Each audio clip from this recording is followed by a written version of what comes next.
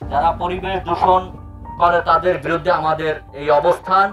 যতদূর চোখ যাবে শুধু পলিথিনে মোড়ানো ময়লা, নেই পানির অস্তিত্ব।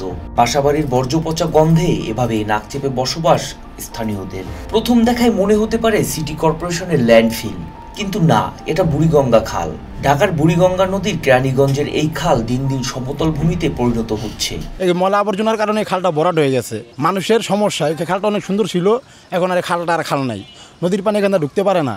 তো এখানে ময়লা আবর্জনা যে লোকজন ফালায়, এগুলোর কারণে আমাদের বাচ্চাদের, আমাদের মুরব্বীদের অনেক সমস্যা হয়ে থাকে, অনেক রোগবালাই হয়ে থাকে। এই যে ময়লার কারণে যে দুর্গন্ধ আসে, পেট মুচড়ে আসে, বমি আসে, মাথা ঘুরায়, এর লেগে আমরা মুখ ডাইকা চলাচল করি।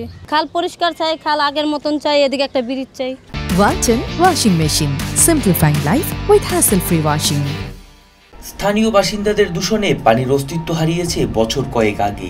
সাথে থেমে নেই খালের অংশে স্থাপনা নির্মাণও। এখানে ফালানোর কারণে অতিরিক্ত মাত্রা গন্ধ, এই গন্ধের কারণে আমরা এখানে কেউ ঠিকমতো মনে বসবাস করতে পারি না। আমাদের ঘরে গন্ধ, আমাদের রোডে গন্ধ, এখানে যে দুর্গন্ধ, আপনারা এসে দাঁড়াইছেন, আপনারা দেখতেছেন যে এখানে কি পরিমাণ মনে করেন দুর্গন্ধ। এমন পরিবেশে বসবাস করায় বৃদ্ধ ও শিশুরা আক্রান্ত হচ্ছে নানা রোগে। বাচ্চাদের দুর্গন্ধতে বাচ্চাদের কষ্ট হয় না, বাচ্চাদের তো বেশি সমস্যা হয়। সরকারের কাছে দাবি এদিকে আবর্জনা সব ঠিক কইরা এই যে একটা ব্রিজ দিয়ে দিতে। খালটি পুনরুদ্ধারের দাবি স্থানীয়দের।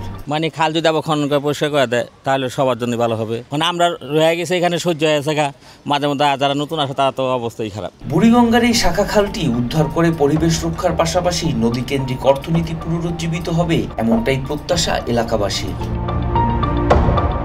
মোহাম্মদ সায়েম, আর টিভি।